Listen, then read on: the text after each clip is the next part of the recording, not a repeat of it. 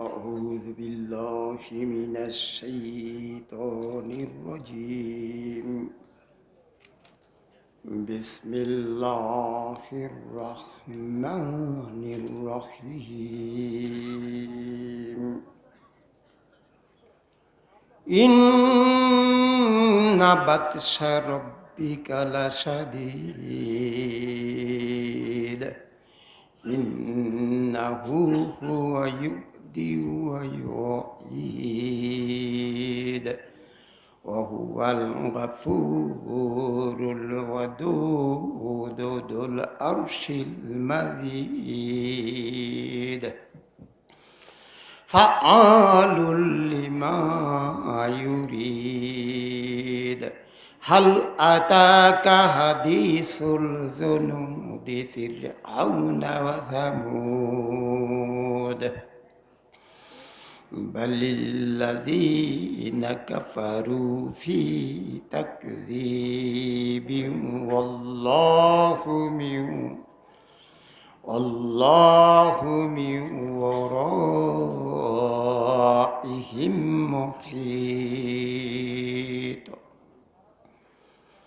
بل هو قرآن مجيد في لوح محفوظ صدق الله العلي العظيم. ما كان محمد أبا أحد من رجالكم ولكن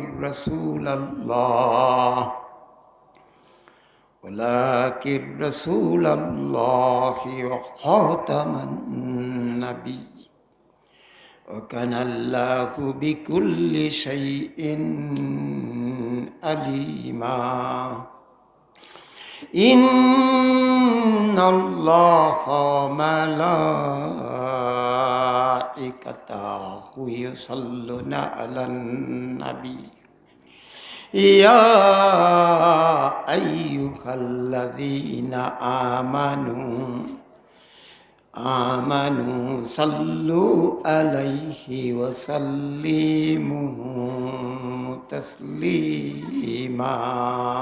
اللهم صل على سيدنا مولانا محمد وعلى آل سيدنا مولانا محمد. اللهم صل على سيدنا مولانا محمد وعلى آله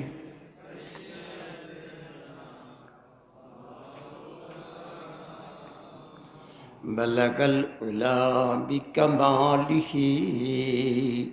كشف الدجى بجماله حسنت جميع خصاله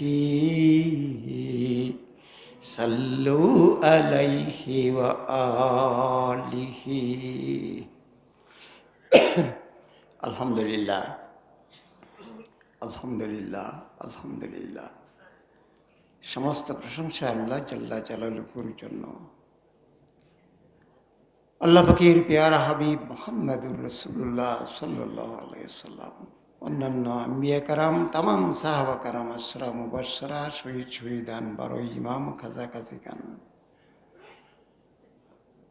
এবং সৃষ্টির শুরু থেকে আজ পর্যন্ত যত গাউস কুতুব পীর ওলি দরবেশ মুমিন মুমিনাত এই পৃথিবীর থেকে গুজরে গিয়েছেন, এনাদের প্রত্যেকের আরোহা পাকে অনন্তকাল ধরে অবিশ্রান্ত ধারায় আল্লাহ পাকের রহম এবং করম বর্ষিত হতে থাক। আমরা সবাই বলি আল্লাহুম্মা আমিন। আলহামদুলিল্লাহ আলহামদুলিল্লাহ আলহামদুলিল্লাহ। আসসালামু আলাইকুম ওয়া রাহমাতুল্লাহি ওয়া বারাকাতুহু। আমাকে তাকওয়া সম্পর্কে কয়েকটা কথা বলার জন্য অনুমতি দেওয়া হইয়াছে। আমি একটা হাদিস শরীফ পড়ি। বিসমিল্লাহির রহমানির রহিম। আত্তাকওয়া হাহুনা ওয়া ইয়াসসিরু ইয়া সাদরি সালাসা মিরার। রাসূল সাল্লাল্লাহু আলাইহি ওয়াসাল্লাম ওনার বক্ষস্থিত কলবের দিকে 3 বার ইশারা করলেন। তাকওয়া হলো এইখানে, তাকওয়া হলো এইখানে, তাকওয়া হলো এইখানে। অর্থাৎ তাকওয়া হলো এই কলবে, তাকওয়া হলো এই কলবে, তাকওয়া হলো এই কলবে।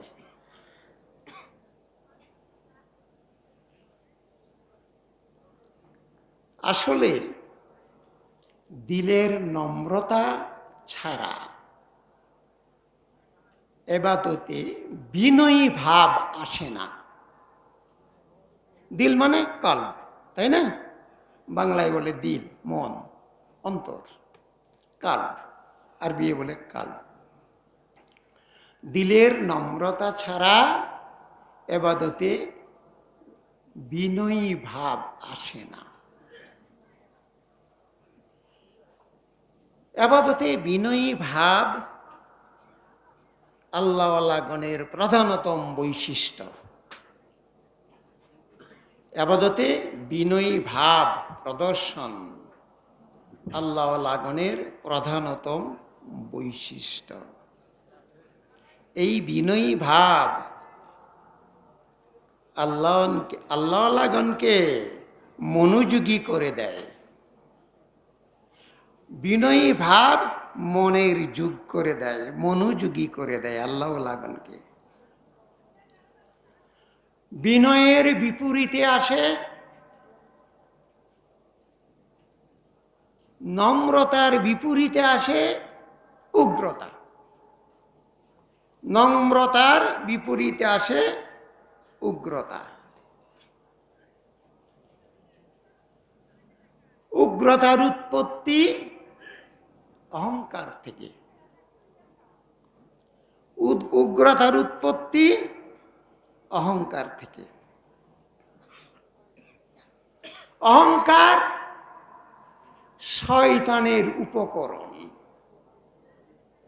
অহংকার শয়তানের উপকরণ।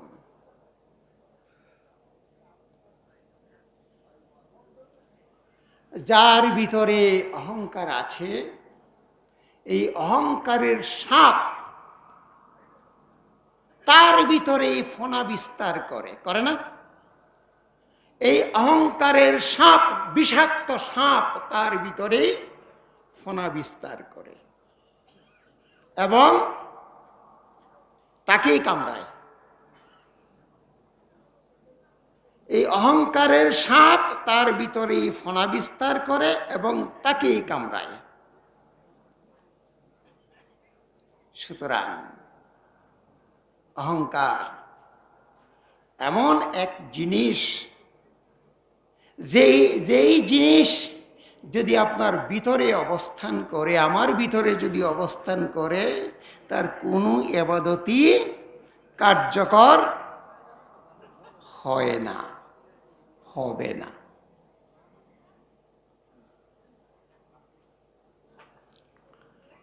এই অহংকার থেকে পরহেজ হতে হবে, নিজকে পরহেজ করতে হবে। অহংকারী, আত্মম্বরিতা, বিদ্বেষ, বক্রতা, মুনাফিকি, চুগলখুরি, এগুলো সব অহংকার থেকে আসে। আলহামদুলিল্লাহ, আলহামদুলিল্লাহ, আলহামদুলিল্লাহ। আল্লাহ পাক বলেছেন, ইয়া আইয়ুহাল্লাযীনা আমানু, হে ঈমানদারগণ।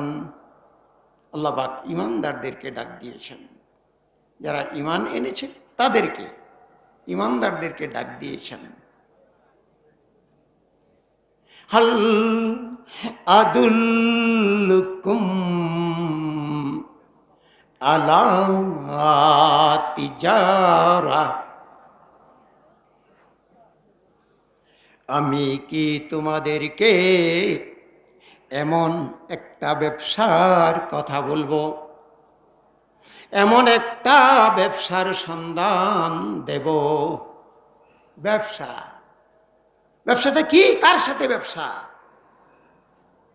বলছেন আল্লাহ তাআলা। তোমরা শোনো, হে ইমানদার যারা ইমান এনেছো, তোমরা শোনো, আমি একটা ব্যবসার কথা বলবো। সেই ব্যবসাটা কি? তোমার অন্তরাত্মার সাথে তোমার মাবুদের সম্পর্ক, সেই ব্যবসা। হাল আদুল্লুকুম আলা তিজারা, আমি কি তোমাদেরকে এমন একটা ব্যবসার কথা বলবো, এমন একটা ব্যবসার সন্ধান দেব। তুনজিকুম মিন আযাবিন আলীম, যে ব্যবসা তোমাদেরকে ওই জাহান্নামের ভয়ঙ্কর আগুন থেকে নিষ্কৃতি দেবে, মুক্তি দেবে, সেই ব্যবসা। সেই ব্যবসাটা কি? তুমিনুনা বিল্লাহি ওয়া রাসূলি, সেটা হলো ঈমানের ব্যবসা।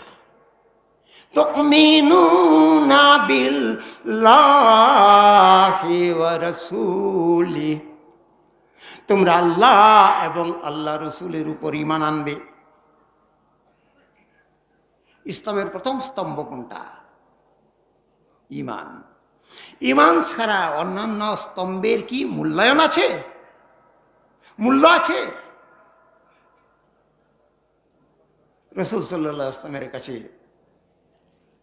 একদল লোক বায়াত গ্রহণ করলেন। তারা বললেন, ইয়া রাসূলুল্লাহ, আমরা ঈমানদার হয়েছি, মুসলমান হয়েছি। আল্লাহ পাক তাদেরকে জানিয়ে দিলেন, আলাম্মা ইয়াদখুলিল ঈমানু ফি কুলুবিকুম, এখনো তোমাদের কলবে ঈমান প্রবেশ করেনি। সুতরাং ঈমানকে প্রবেশ করাতে হবে। কোথায়? কলবে। তাকওয়ার বিষয়টাই, মূল তাকওয়ার বিষয়টাই।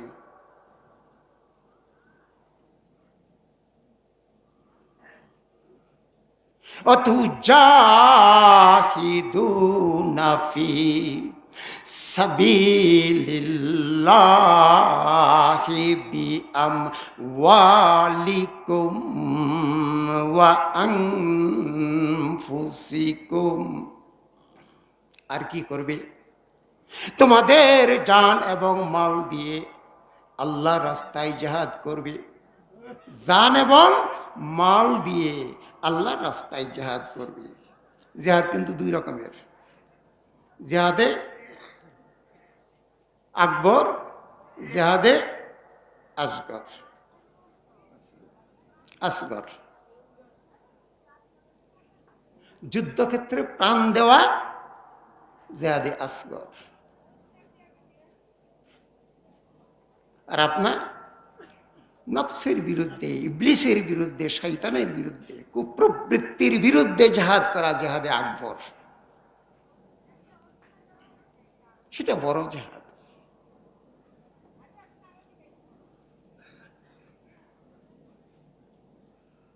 সেই জিহাদই করতে হবে। আল্লাহওয়ালা হতে হলে, পরহেজ, নিজকে পরহেজ করতে হলে সেই জিহাদ করতে হবে। প্রথমে কলব। কলব হইল দেহের মুরব্বী। কলব হইল দেহের মুরব্বী। মুরব্বী যাহা বলে দেহ তাহাই করে, করে না? কলব দেহের মুরব্বী, মুরব্বী যাহা বলে দেহ তাহাই করে। ইন্না ফিল জাসাদি মুদগাতান ইজা সালুহাত সালুহাল জাসাদু কুল্লু ওয়া ইজা ফাসাদাত ফাসাদাল জাসাদু কুল্লু আলা ওয়াহিয়াল কাব। মানুষের দেহ কাঠামোর মধ্যে একটা পাওয়ার আছে, এই পাওয়ারটা যার বিশুদ্ধ আছে তার সমস্ত শরীর বিশুদ্ধ, এই পাওয়ারটা যার অশুদ্ধ আছে তার সমস্ত শরীর অশুদ্ধ। জেনে রেখো এই পাওয়ারটাই তোমার কলব। এটা দেহের মুরব্বী। আর দেহ পরিচালনা করে কে? রূহ। দেহের পরিচালক রূহ। কালব এবং রূহ, সির, খফি, আকফা, এই পাঁচটা জিনিস ঊর্ধ্ব জগতের বস্তু, রুহের জগতের বস্তু, আলমে আরোহার বস্তু। এই বস্তুর উপরই আল্লাহ পাক কি করেছেন? ঈমান দান করেছেন। আল্লাহ পাকের সিফাত গুণাগুণে পরিপূর্ণ করেছেন, পূর্ণ করেছেন। এই পাঁচটা জিনিস একত্রিত বলা হয়, পাঁচটা জিনিসকে একত্রিতভাবে বলা হয় মানবাত্মা। এই মানবাত্মা রুহের জগতে ছিল, আল্লাহ পাকের নৈকট্যধারী ছিল। রুহের জগতে মহান আল্লাহ পাকের নৈকট্যধারী ছিল।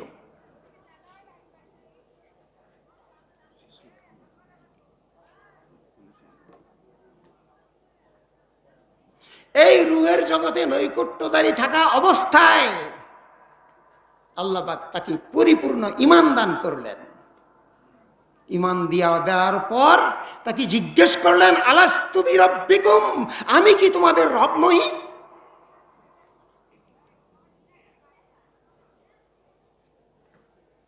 সকলেই স্বীকার করলো, কল বলা, হ্যাঁ আপনি আমাদের রব। আল্লাহ পাক বললেন, শাহিদ না, আমি সাক্ষী রইলাম, আমি সাক্ষী রইলাম। কারণ তোমরা যদি হাসরের ময়দানে এই কথা বলো যে আল্লাহ আমরা তো এ বিষয়ে কোনো কিছু তেমন কিছুই জানি না, সুতরাং প্রতিশ্রুতিটা কি আছে না আমাদের সাথে? এই প্রতিশ্রুতি কি বান্দা না আমাদের সাথে?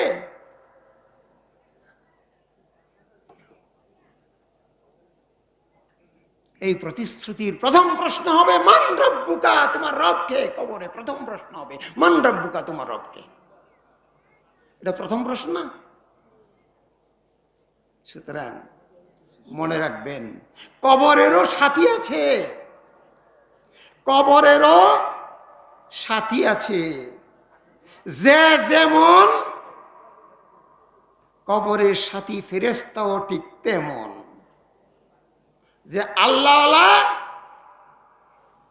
তার সাথে কবরের সাথীও থাকবে আল্লাহওয়ালা। যে বদ কলবু সির খুফি আকফা, যে বদ তার সাথে ফেরেশতাও থাকবে বদ। সুতরাং সাথী আছে। এখন আমরা যদি আল্লাহ যদি আমাদের ভিতরে না থাকে তাহলে কি থাকবে এখানে? আর শয়তানু জাসিমুন আলা কলবি ইবনে আদামা, প্রত্যেক বনি আদমের কলবের মধ্যে কি থাকে? ইবলিস হাঁটু গেড়ে মজবুত ভাবে বসে থাকে, তাই না? শয়তান তো আল্লাহ পাকের দুশমন। শয়তান আল্লাহ পাকের দুশমন না? সে আল্লাহ পাকের হুকুম মেনেছে। আদমকে সেজদা করো, করেনি। এখানে কাহিনী আছে, করেনি, আমার সময় নাই। আদমকে সেজদা করেনি, সুতরাং সে তো আল্লাহ পাকের দুশমন না? আমাদের কি বন্ধু যে কলবের মধ্যে আমার হাঁটু গেড়ে বসে থাকবে আর আমি ইবাদত বন্দেগী করব, নামাজ পড়ব?